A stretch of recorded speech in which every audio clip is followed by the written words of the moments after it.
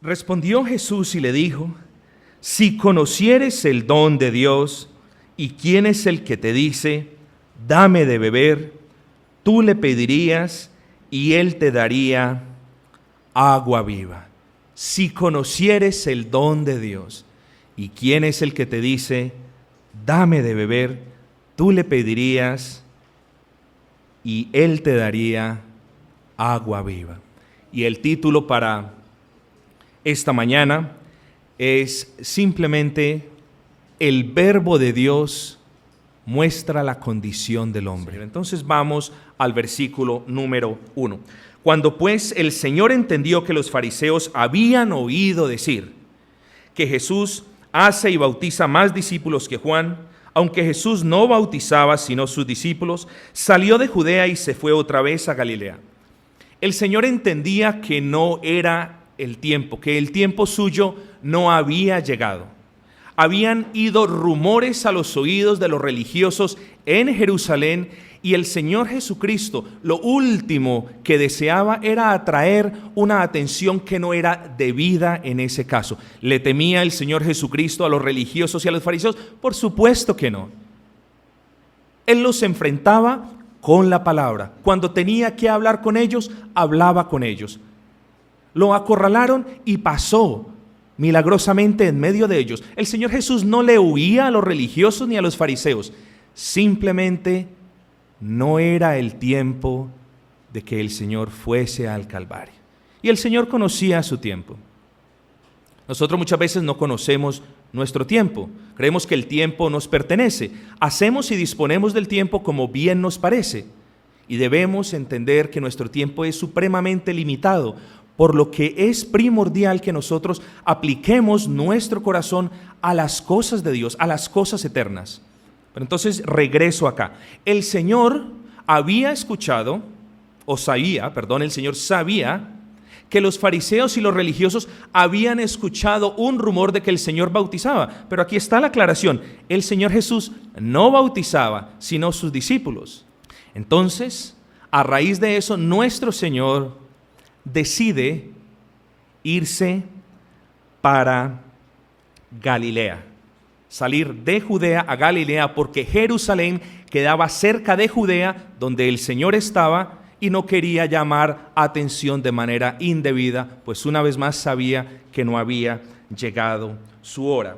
Entonces esa es la razón. No huía, sino simplemente necesitaba cumplir con la providencia del Señor, continuar con el ministerio que el Señor le había encargado, necesitaba continuar en la obediencia con lo que el Señor le había dado, pero sobre todo le era necesario pasar por Samaria. Versículo 4: y le era necesario pasar por Samaria. Miremos lo maravilloso de las Escrituras. Las Escrituras no dicen y era necesario pasar por Samaria. No, de hecho habían 2 o 3 caminos. Pero al Señor, y escúcheme bien la partícula, al Señor le era necesario. Es decir, el Señor tenía que pasar por Samaria. Y eso es importante que nosotros lo diferenciemos. El Señor tenía que pasar por Samaria, porque allí había una obra que el Señor, que Dios Padre le había encomendado y que el Señor Jesucristo, dándonos ejemplo de perfecta obediencia, tenía que ejecutar. Entonces al Señor le era necesario pasar por Samaria. Ahora, pasar por Samaria traía sus problemas. Ahorita vamos a hacer una aclaración. Pero había una enemistad o un roce entre judíos y samaritanos. Ahorita vamos a ver la razón del por qué. Muy importante que nosotros ahorita le prestemos atención a la razón del por qué, porque más adelante, cuando el Señor en el versículo 21 al 24 nos explique la adoración en espíritu y en verdad, vamos a entender el por qué, la diferencia entre judíos y samaritanos, y vamos a ver la aplicación y la validez que eso tiene aún hoy en día en la manera como adoramos al Señor. ¿Era el camino más corto? ¿Era el camino más fácil? ¿Era el mejor camino? De hecho, parece que no lo era. ¿Por qué? Porque el Señor Jesús en el versículo número 6, vamos a ver casi un retrato de cómo estaba el Señor Jesús. Pero aquí viene una pregunta para nosotros. ¿Qué nos gusta más? ¿La comodidad, el confort o servirle al Señor? ¿O ser obedientes al Señor? Hermanos, yo les quiero llamar la atención en el amor del Señor a que nosotros meditemos en eso. Nosotros somos cristianos, somos redimidos por la sangre del Cordero. Nosotros, si somos verdaderamente cristianos, tenemos los deseos que tiene el Señor de hablar con otras personas, de contarle a otras personas las grandes cosas que el Señor ha hecho en nuestros corazones, de servirle a otras personas, no de ser servidos. El Señor no vino aquí a ser servido, sino a servir. ¿Cómo entonces puede haber un cristiano que no sirva en la iglesia? ¿Cómo entonces puede haber un cristiano que no desee contarle a otros lo que el Señor ha hecho con uno? Entonces también pensemos en esto. Nuestro Señor no buscó el camino más corto, nuestro Señor no buscó el camino pavimentado, que en ese entonces no lo había. Nuestro Señor buscó el camino de Dios, buscó pasar por ese camino que Dios ya tenía estipulado desde antes de la creación del universo, para que nuestro Señor aquí en la tierra pasase por Samaria. ¿Buscas tú la voluntad del Señor en cada decisión? ¿Buscas tú la voluntad del Señor en cada camino que estás por recorrer? ¿O simplemente te metes porque tú crees que eso es? Es de suprema importancia que nosotros como creyentes busquemos cuál es la voluntad del Señor en cada camino, es decir, en cada decisión. Debemos buscar la voluntad del Señor en cada decisión, debemos conocerla. Buscar la voluntad del Señor no es algo místico, no es algo donde yo le oro al Señor y voy a escuchar una voz del cielo, no es así. Buscar la voluntad del Señor es venir a las Escrituras y rogarle al Señor que nos hable por medio de las Escrituras. Pedirle al Señor que ponga en nuestros corazones la convicción que estamos haciendo su voluntad.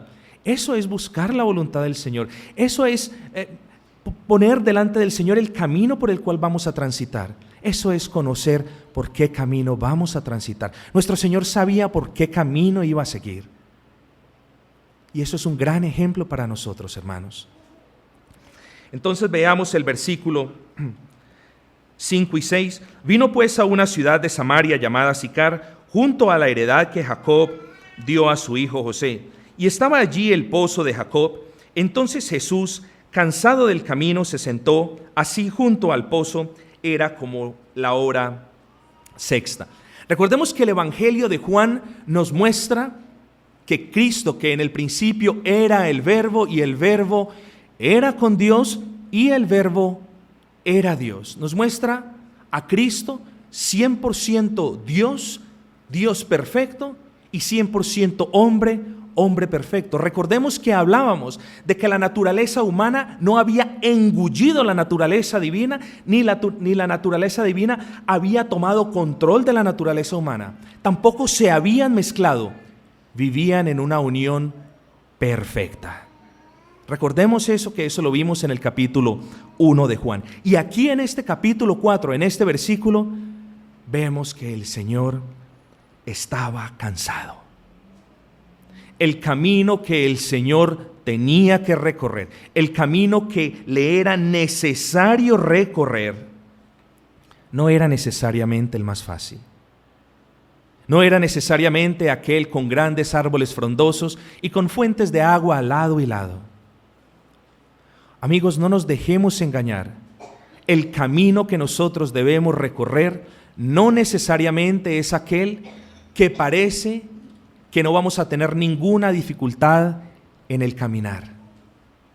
El camino que nosotros debemos recorrer no es un camino que de hecho tenga grandes comodidades y grandes hoteles en los cuales podamos descansar.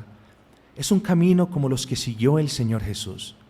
Es un camino polvoriento, es un camino muchas veces de desierto, y es un camino donde nos vamos a cansar. Por supuesto que nos vamos a cansar. Y miremos aquí la naturaleza humana del Señor Jesucristo. Estaba cansado. ¿Tú te imaginas a nuestro Dios y Señor allí sentado al pozo, agotado, quizás sucio en su rostro a causa de la mezcla del sudor con el polvo? ¿Tu Dios y tu Señor allí, sentado, sucio, sediento, agotado? Hermanos, el Cristo que nos salvó no andaba en caballos, ni andaba en carrozas. El Cristo que nos salvó, el animal más lujoso en el que montó, fue un pollino de asna. ¿Cómo es posible que hoy en día pastores o llamados pastores, que son lobos rapaces con piel de oveja, anden en carros de 100 y 200 millones de pesos cuando Cristo caminó el camino? Cuando Cristo ni siquiera tuvo un caballo ni una carroza. ¿Cómo es posible que hombres llamados, entre comillas, hombres de Dios, anden en grandes carros y caravanas cuando su pueblo no tiene dinero para ir a la iglesia? Explícame tú eso. Nuestro Señor es el ejemplo nuestro a seguir. Y nuestro Señor transitó ese camino desértico, polvoriento, agotador, y por supuesto que se cansó. Pero nuestro Dios es nuestro ejemplo a seguir, hermanos. Y viene una mujer de Samaria a sacar agua. Aparentemente venía la solución a la necesidad de nuestro Señor. Y Jesús le dijo: dame de beber. Qué gran sorpresa que el Señor le haya dicho: dame de beber. Por supuesto que Cristo, siendo Dios, sabía que la mujer era samaritana. De ser una persona común y corriente, quizás se hubiese refrenado de hablarle. Pero el Señor le dijo: dame de beber. Y quizás entonces la mujer samaritana, cuando vio el aspecto de nuestro Señor y cuando sintió su acento, le responde en el versículo número 9: ¿cómo tú, siendo judío, me pides a mí de beber, que soy mujer samaritana? ¿Cómo tú, siendo judío, me pides a mí de beber, que soy mujer samaritana? Y hay una aclaración del evangelista. Dice: porque judíos y samaritanos no se trataban entre sí. No era que no hubiese ningún tipo de relación entre ellos, era que había una relación que era un poco compleja. De hecho, los apóstoles habían ido a la ciudad, a una ciudad samaritana, a comprar alimento. Eso lo vemos en el versículo número 8.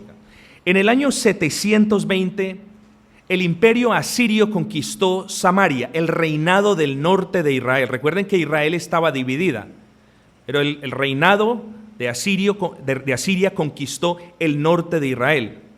Como consecuencia de esa posesión, los judíos fueron esparcidos. A los hombres ricos, a las familias de los dirigentes, a los jefes de los gobernantes, se les llevó cautivos a diferentes partes. Y a las personas pobres, por así decirlo, a las personas que no tenían, entre comillas, relevancia alguna, se les permitió que se quedaran allí en este lugar. A consecuencia del vacío que hubo, vinieron colonos, vinieron forasteros, vinieron extranjeros y entraron y vivieron en esta tierra. Y se comienza una revoltura, por así decirlo. Ahí es cuando viene un gran castigo del Señor como consecuencia de la desobediencia que ellos cometieron. Es decir, el pueblo de Dios tenía que estar separado de los demás pueblos paganos de sus alrededores. Pero el pueblo de Dios, ¿qué hizo en este caso? Se mezcló con esos colonos, con esos colonizantes extranjeros, y entonces dieron lugar a una nueva manera de adoración. Dieron lugar a una nueva manera de interpretar la palabra. Y a ellos se les conoce con el nombre de samaritanos. Es decir, a los judíos mezclados con aquellos extranjeros que vinieron de Asiria y de otras partes y que se unieron o que emparentaron con ellos. A ellos se les conoce con el nombre de samaritanos. Ahora, esta parte es importante. Cuando entonces hubo la mezcla, también hubo la mezcla de ideales, de religiones. Y entonces ese judaísmo adulterado, ese judaísmo que ya estaba mermado, ese judaísmo que ya no era puro en esencia, se mezcla con el paganismo de las naciones a su alrededor. Y aquí es donde tenemos una mezcla potencial para desastre de un judaísmo adulterado con un paganismo de las naciones a sus alrededores. Y entonces los pobladores, es una historia interesante, es una historia que es hermosa, es una historia que es muy buena de que la entendamos porque eso nos va a dar la explicación de lo que viene a continuación. Sus pobladores le clamaron al rey: Rey, rey, pon sobre nosotros sacerdotes del Dios de esta tierra. Y obviamente vinieron sacerdotes complaciendo al Dios con D minúscula de esta tierra, que era una mezcla entre una idea rara que tenían del Dios vivo de Israel y el paganismo de las naciones a su alrededor. Y entonces comienza el culto de los samaritanos, la secta de los samaritanos.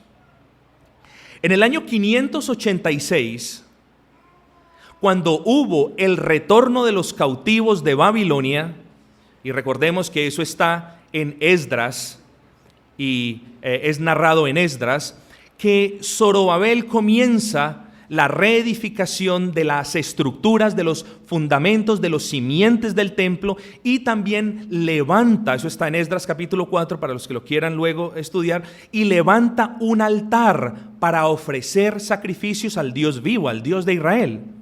Cuando entonces, eso era en Jerusalén, cuando entonces los samaritanos se dieron cuenta de que los judíos habían regresado o estaban regresando a su tierra, los samaritanos descendieron del monte de Gesirim donde estaban y le dijeron: es necesario que nosotros participemos con ustedes en la reconstrucción, por lo tanto, dejadnos también que nosotros tomemos parte en esto. Y entonces Zorobabel le responden: no es conveniente que ustedes construyan con nosotros.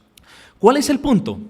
El punto es que, siendo esto causa de división, los judíos verdaderos continuaron adorando al Dios verdadero, pero los samaritanos entonces se fueron allí al monte de Gesirim, allí donde vivían, allí donde estaba la samaritana y donde estaba nuestro Señor allí, y comenzaron y levantaron un templo, levantaron un altar y ofrecían adoración a su manera.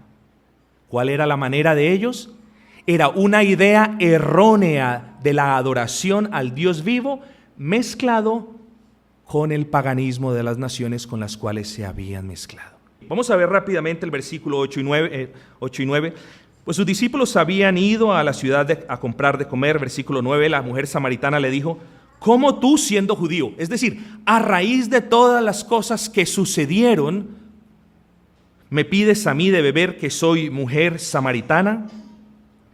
Parece decirle en gran orgullo y en gran arrogancia: mírate a ti, tú judío, que me desprecias y que desprecias a mi pueblo, mira tu estado, sucio, empolvado, sediento, y me pides un favor a mí. Casi podemos imaginar su arrogancia quizás.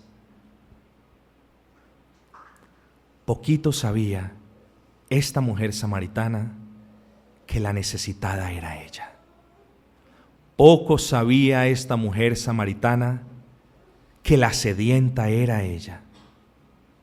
Y le responde el Señor, hermanos, y vamos a dividir este versículo 10 en 7 partes perfectas. Le responde el Señor en el versículo 10: si conocieras el don de Dios, ¿y quién es el que te dice, dame de beber? tú le pedirías y Él te daría agua viva. Número 1, si conocieres. Número 2, el don. Número 3, de Dios. Número 4, el que te dice. Número 5, dame de beber. Número 6, tú le pedirías. Y número 7, Él te daría agua viva. Miremos lo hermoso. Son 7 partes maravillosas en este versículo número 10. Si conocieres el don de Dios, le dice nuestro Señor a la mujer. Hermanos y amigos, si conociésemos nosotros, y cuán poco conocemos, pero cuán mucho creemos que conocemos. Las personas hoy en día no conocen la palabra de Dios, conocen lo que el internet y lo que los libros están diciendo acerca de la palabra de Dios. Es una cosa muy diferente. Yo conozco mucho de la palabra. Conoces mucho porque oras bastante, porque le pides al Señor que te dé discernimiento, entendimiento y porque estás leyendo las Escrituras. ¿O conoces porque te la pasas en el internet mirando qué es lo que dicen tantas personas acerca de la Biblia? Una cosa es leer la Biblia y otra cosa es ver a otras personas y oír a otras personas qué dicen de la Biblia. Hermanos, cuando nosotros dependemos de lo que otras personas digan, no estamos prestando atención a la palabra de Dios, sino que estamos dependiendo de una persona. Miren qué gran peligro es depender de una persona para algo tan grande, importante y delicado como es la palabra del Señor. Si conocieres, le dice el Señor Jesucristo, le está diciendo, tú no conoces. Son tantas las cosas que muchos cristianos deben desaprender para poder conocer verdaderamente a Cristo y a su palabra. Son tantas cosas que el cristiano debe reconocer con humildad que no sabe, pero no. Su orgullo y su arrogancia les impide decir, Señor, no conozco. Vengamos delante del Señor, como niños pequeños diciendo, edúcanos, Señor, instrúyenos en tu palabra, Señor, enséñanos tu palabra. Y ese es mi reto para ustedes hoy. ¿Qué conocen ustedes? ¿Conocen a Cristo o conocen de Cristo? Es muy diferente. ¿Conocen la palabra del Señor o conocen las opiniones que otros le han dado a la palabra del Señor? ¿Qué es lo que en verdad conoces? Veamos el segundo punto. Si conocieres el don. Bueno, se me había olvidado decir una cosa en el primer punto. La ignorancia es atrevida en el mejor de los casos. La ignorancia en el mejor de los casos es atrevida y en el peor, hereje. Nunca se te vaya a olvidar esto. En el mejor de los casos, la ignorancia de la palabra es atrevida y en el peor de los casos es hereje. Ten mucho cuidado, querido amigo. Segundo punto, el don. Si conocieres el don, si conocieres la salvación, le está diciendo Cristo a la mujer samaritana. Si tú supieses en verdad qué es lo que significa ser salvo, si tú conocieses, si conocieses el don de Dios. ¿De quién? La salvación es del Señor. Tú no puedes pasar al frente, arrodillarte y en un acto externo de piedad clamar la salvación como si tuvieses el derecho de arrebatarla. No, la salvación es del Señor. Tú debes clamar por ella. Tú debes saber que la salvación le pertenece a Dios. Está en las manos de Dios darla a quien Él desea. Nos dice el Señor, si tú conocieses el don, si tú conocieses la salvación, le está diciendo a la mujer samaritana, si tú conocieses que la salvación es de Dios, ¿Y quién es el que te dice? ¿Quién es el que habla contigo ahora? En otras palabras, el Señor Jesucristo le está diciendo a la mujer samaritana: no solamente estás ignorante, no solamente eres ignorante del don que es la salvación, no solamente eres ignorante a quién le pertenece la salvación, es decir, a Dios, sino que también estás ignorante de a través de quién puedes obtener la salvación, es de Cristo. Miren las tres cosas: el don, Dios y Cristo. La salvación le pertenece a Jehová, pero el Señor Dios la da por medio de Cristo y la aplica a través de su Espíritu Santo. La mujer estaba ignorante de todas estas cosas. Creía que sabía muchas cosas, ahorita lo vamos a ver, pero estaba ignorante de todas estas cosas. Si tú conocieses el don de Dios, ¿y quién es el que habla contigo ahora? ¿Quién es el que te la puede dar ahora mismo? Punto número 5.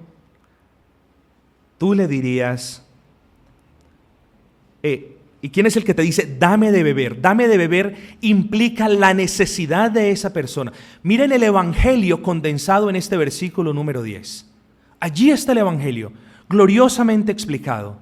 Dame de beber. Le está diciendo nuestro Señor a la mujer: aquí yo tengo una sed que fácilmente se puede saciar, pero esa sed que tienes tú no se sacia con el agua que tú estás sacando. Aquí el de la sed eres tú, mujer. Miren la palabra del Señor y la relevancia de la palabra del Señor, que a través de su palabra le está mostrando la realidad de la ignorancia de esta mujer samaritana. Le está mostrando no solamente su ignorancia de las cosas celestiales, sino que también le está mostrando la gran necesidad que tiene de recibir el don. ¿De quién? De Dios. ¿A través de quién? De Cristo Jesús. No lo conocía la mujer samaritana. Y miren la bondad del Señor. ¿Por quién? ¿Por medio de un profeta? No, por medio de la palabra de Dios. El Señor le estaba hablando a ellos. Tú le pedirías. Aquí el Señor está mostrando la realidad de la mujer, la necesidad de la mujer, la necesidad a la cual la tenía que llevar a rogarle, a pedirle al Señor. ¿Cuál agua? ¿Ese agua del pozo? No, ese agua que salta como fuente para vida eterna. Esa agua que nunca permite que una persona tenga sed jamás. Ese agua que refresca el alma de la persona para siempre.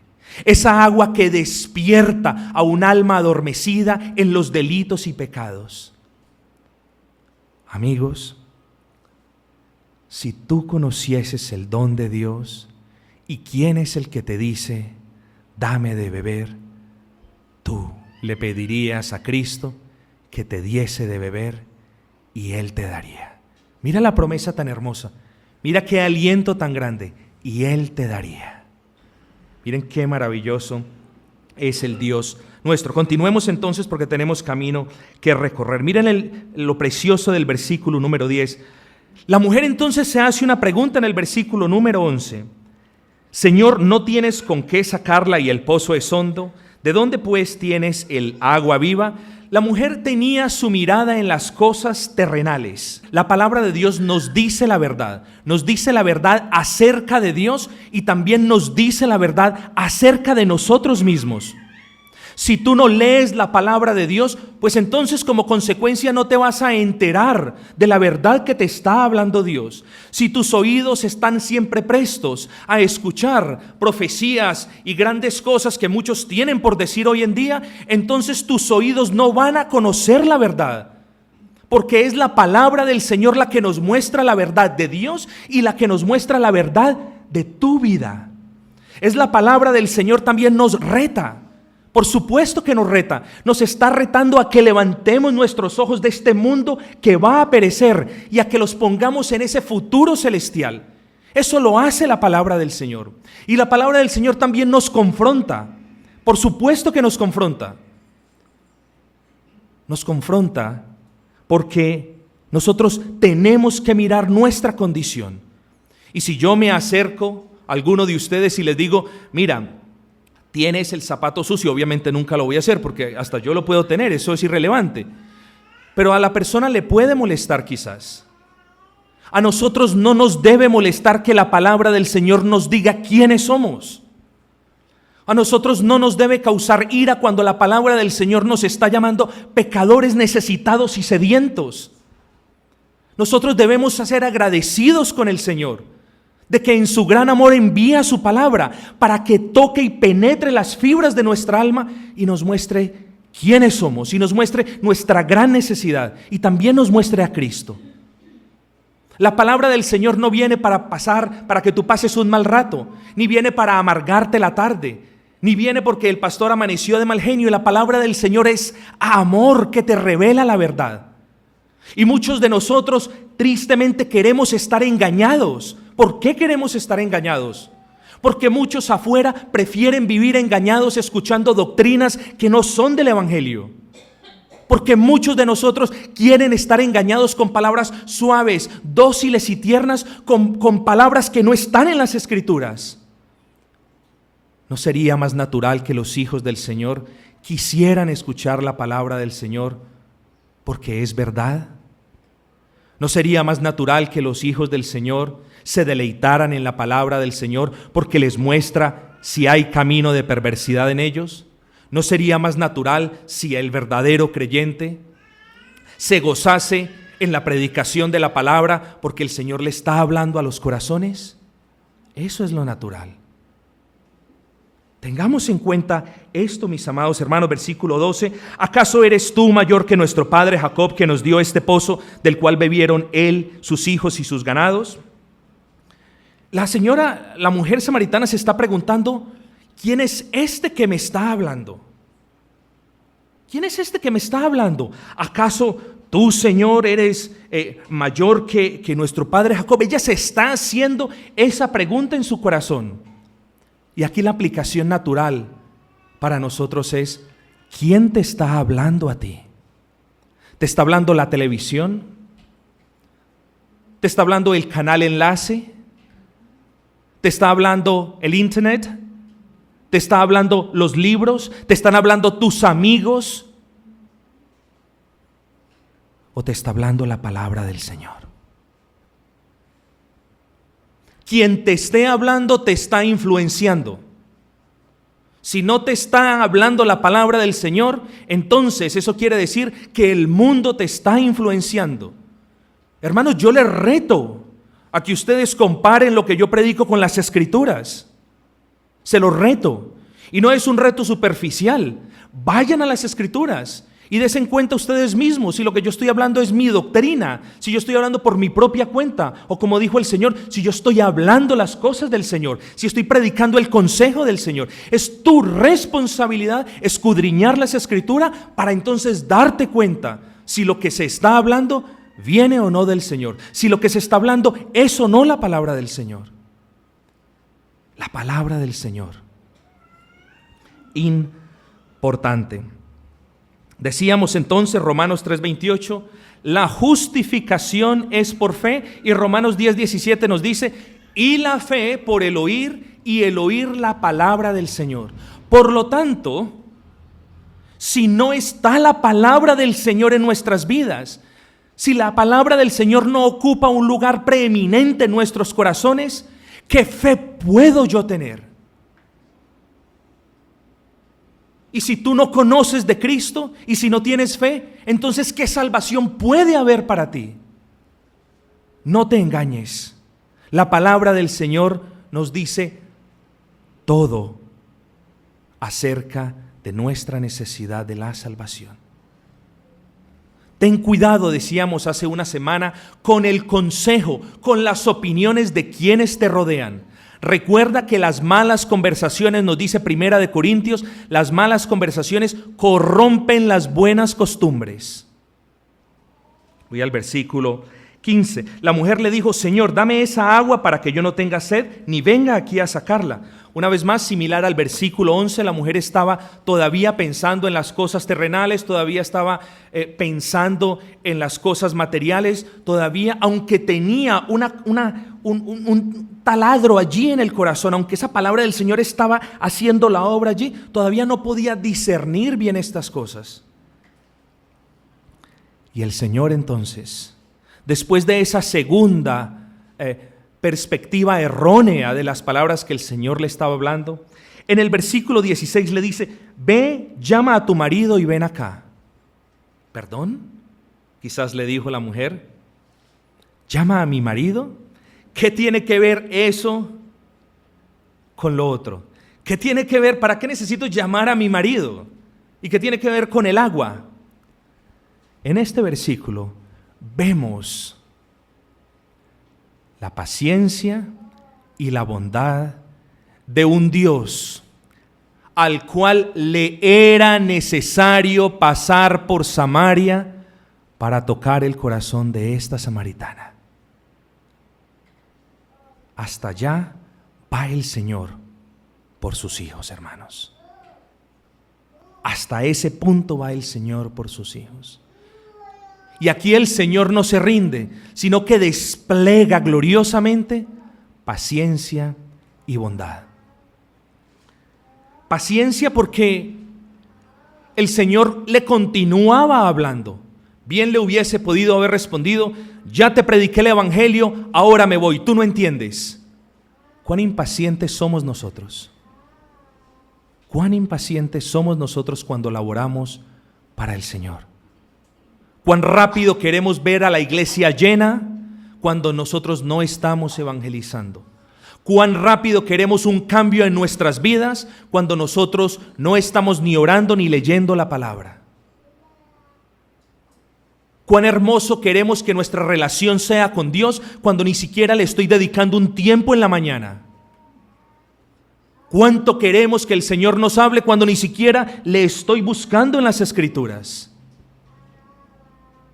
Muchos de nosotros podemos caer no solamente en actos de impaciencia, sino de hipocresía. Tengamos cuidado, te ruego una vez más.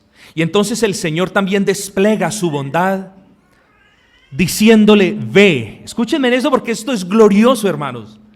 Y dice: ve y trae a tu marido.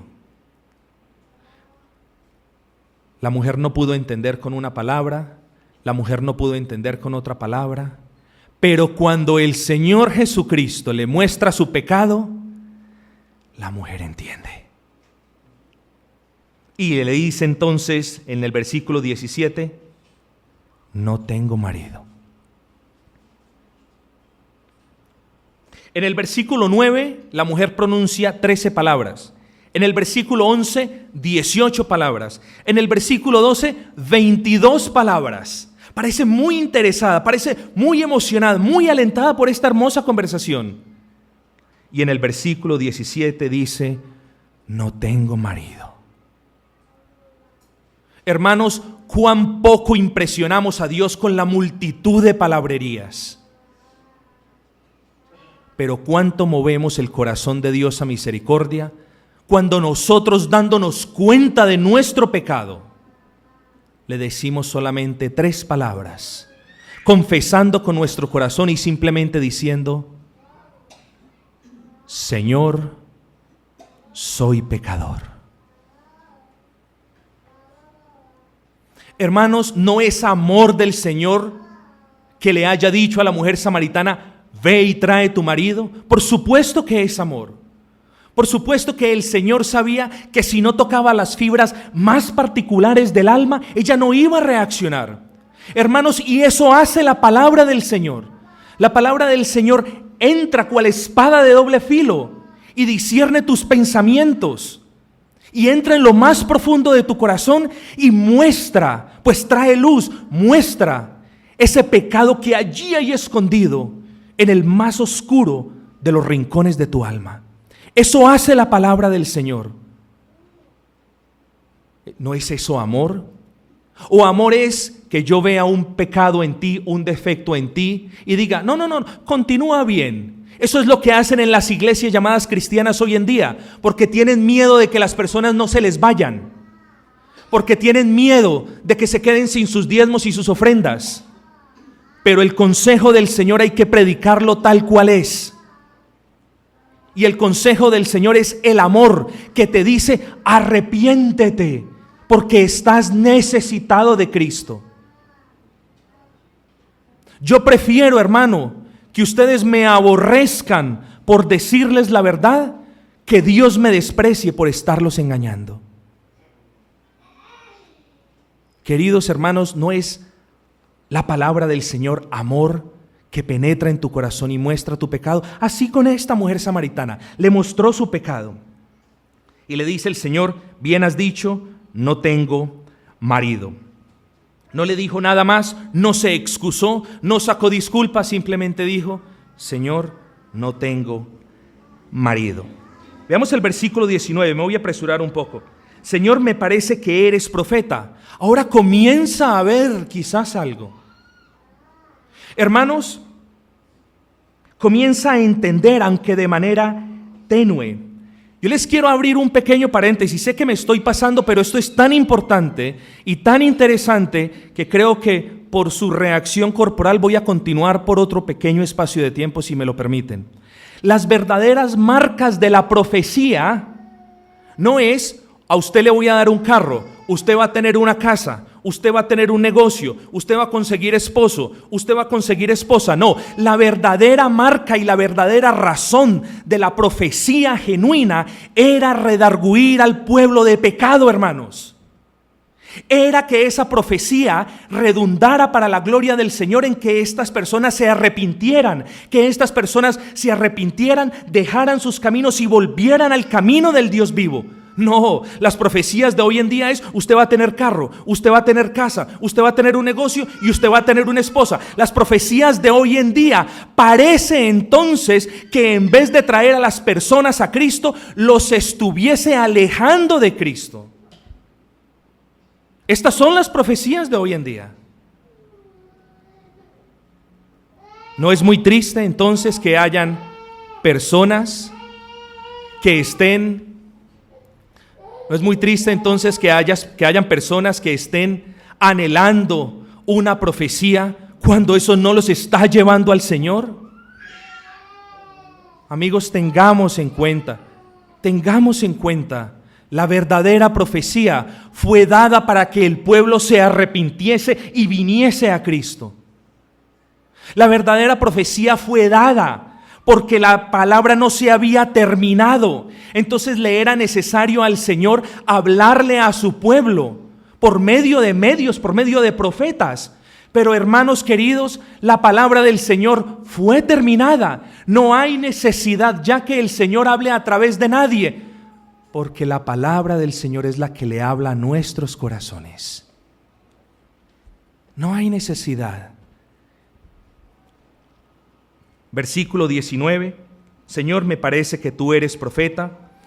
Vamos ya al final porque es importante. Versículo 20, nuestros padres adoraron en este monte y vosotros decís que en Jerusalén es el lugar donde se debe adorar. ¿Recuerdan ahora el monte donde adoraban los samaritanos, que era el monte de Gerizim? El Señor les dice, no es relevante el lugar donde adoren. Eso no importa para nada. Versículo 21, mujer, créeme que la hora viene cuando ni en este monte ni en Jerusalén adoraréis al Padre. No es en Gerizim, no es en el monte de Sión, es en cualquier parte, porque lo que importa no es el lugar, sino la disposición y el estado de un corazón humillado que busca adorar a Dios en su espíritu. Pero continuemos porque esto es aún más importante. Versículo 22, parece ser una gran ofensa, parece que el Señor se portó de una manera muy ruda, no.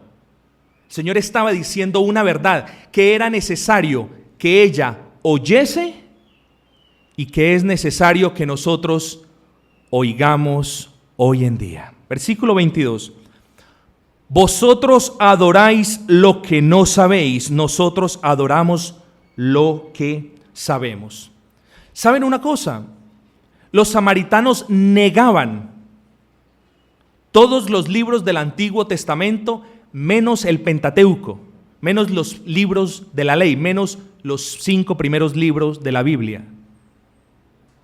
Los samaritanos no tenían una directriz para adorar, como se nos es dada claramente en las Escrituras y en especial también en el Antiguo Testamento. Entonces, ¿qué hicieron los samaritanos? Pues bien, como era un judaísmo que estaba adulterado, lo mezclaron con las costumbres paganas de quienes los colonizaron, por así decirlo, y a raíz de no creer en la suficiencia de la palabra, les tocó rellenarla con invenciones e imaginaciones de su propio designio. Por eso el Señor les dijo: vosotros no sabéis adorar, o ustedes adoran de una manera que no es acepta, ni escritural, ni correcta. Por eso les decía que era importante que nosotros tuviésemos este trasfondo histórico allí en mente, porque es importante que nosotros entendamos por qué ellos adoraban lo que no conocían. Pues adoraban lo que no conocían porque no tenían la palabra como referencia. Adoraban lo que no conocían porque lo que ellos conocían era un poquito de judaísmo con mucho de paganismo. ¿No es eso casi similar a lo que está sucediendo hoy en día? Las personas adoran ignorantemente al Señor, un poquito de cristianismo con mucho del mundo, un poquito de espíritu con mucho de la carne. No es posible adorar al Señor así, porque Dios no es una persona, Dios es espíritu. Entonces continuemos, versículo 22. El Señor les está diciendo: los judíos creían en la palabra del Señor revelada en las Escrituras. A ellos no les era necesario inventarse ni imaginarse otras cosas, sino que tenían el modelo de cómo adorar a Dios correctamente y precisamente estipulado en la Biblia. Versículo 23, mas la hora viene y ahora es cuando los verdaderos adoradores adorarán al Padre en espíritu y en verdad. El tiempo es hoy, dice el Señor, cuando los verdaderos adoradores, esto implica que hay falsos adoradores. Mucho cuidado. Comencemos definiendo qué es un falso adorador. Bueno, si a un verdadero adorador es quien adora al Padre en espíritu y en verdad, por la palabra, por las Escrituras, concluimos que un falso adorador es quien cree que adora a Dios en la carne y en desobediencia a la verdad. Ese es un falso adorador. Ese es un adorador que cree que está agradando a Dios en la carne y en desobediencia. Porque Dios es bueno y porque estamos ya en el año 2014 y los medios han cambiado y la sociedad ha cambiado y los ritmos han cambiado y la música han cambiado. Entonces nosotros también tenemos que cambiar lo que dice la palabra. No. Parte de la genuina adoración nuestra es el sometimiento y la obediencia al modelo prescrito por la palabra para adorar al Señor, amigos. Entonces, ¿qué es un verdadero adorador?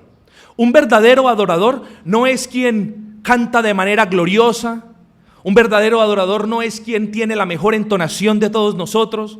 Un verdadero adorador no es quien se muestra más piadoso allí con las manos encogidas o levantando las manos.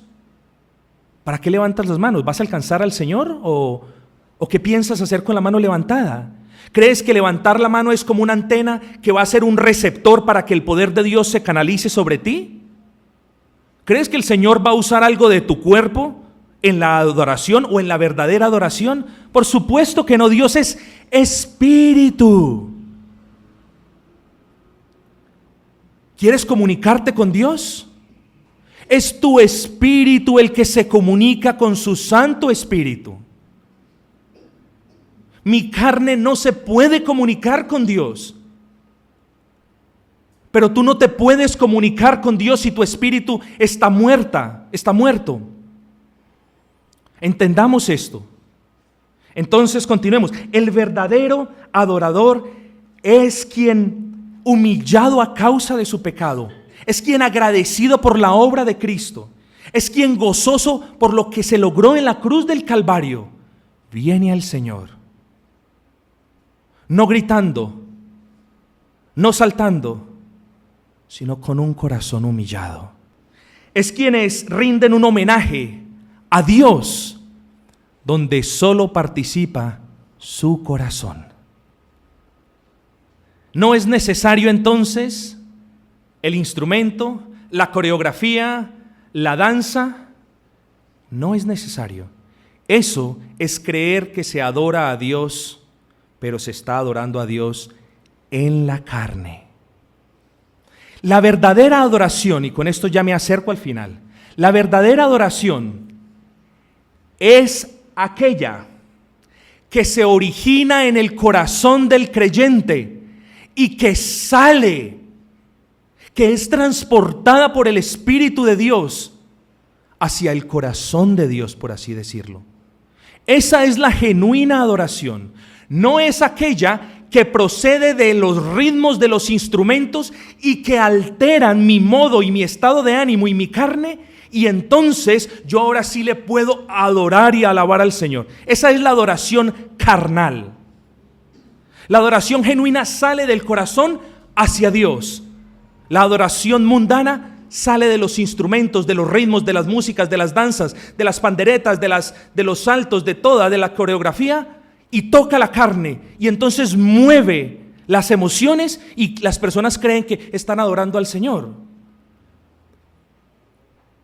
No, amigos, la verdadera adoración es un homenaje profundo y sincero, donde solo participa un corazón que desea honrar al Señor y que desea obedecerle en el método de la alabanza. Hermanos, cerremos diciendo: Dios es espíritu. Dios es espíritu. El hombre se comunica con Dios o tiene la facultad de tener una relación con el Señor a causa de que su espíritu ha sido reavivado por la gracia redentora y ha sido revivido por el sacrificio de nuestro Señor en la cruz del Calvario. Es ahí cuando el hombre entonces puede tener comunicación para con Dios, cuando el hombre puede relacionarse con Dios, cuando el hombre puede hablarle a Dios como si así fuese, y cuando el hombre puede escuchar al Señor por medio de la palabra. Hermano, estamos hablando de cuestiones espirituales. Ni las manos levantadas, ni las orquestas, ni los instrumentos van a mover a Dios a escuchar tu oración o a escuchar tu canto. Es un corazón humillado el cual el Señor atiende. Entonces, vengamos a la conclusión: la importancia de la palabra del Señor, la importancia del verbo que se ha encarnado y nos ha hablado. Hermano, la luz del mundo que trajo la luz a la oscuridad de la vida de esta mujer. La palabra del Señor es verdad, que nos muestra la verdad de Dios revelada en las Escrituras, que nos muestra a Cristo y que nos muestra cuán pecaminosos y necesitados estamos nosotros. La palabra del Señor es agua viva, que nos quita la sed, que refresca el alma, que despierta el alma. La palabra del Señor, nuestro Salvador, a quien cuando lo busques, y cuando lo busques en su palabra, y cuando lo desees, Él te responderá con el versículo 26, por así decirlo: yo soy el que habla contigo. Cuán importante es la palabra, amigos. Cuán importante es la palabra.